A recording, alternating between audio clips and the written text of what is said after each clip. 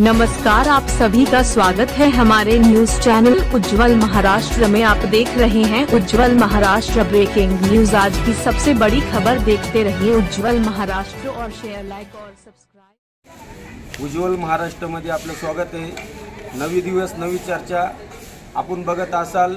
पाणी पाऊस चालू असताना आज उज्जवल महाराष्ट्राच्या निदर्शनातून असं आलं की आज कसाऱ्यातले रहिवासी यांच्या संग थेट आपण संवाद साधणार आहे आणि कशा संदर्भात ते आज या शिवाजी पुतळ्या इथं उपोषणाला बसलेले आहेत तर आपण त्यांच्याकडून जाणून घेऊ कशासाठी बसलेत ताई तुम्ही उपोषणाला।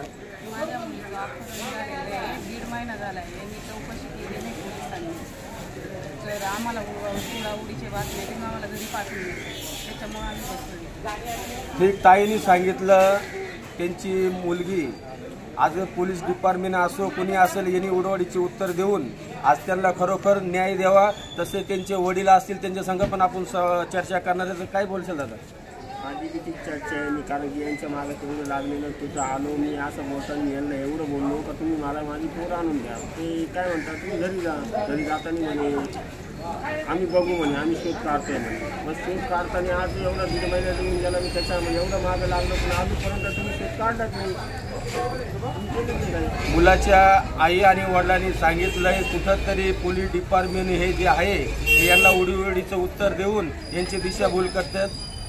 पालक जे टीव्ही चॅनल तसंच उज्ज्वल महाराष्ट्र प्रतिनिधी सोमनाथ भगत कसारा।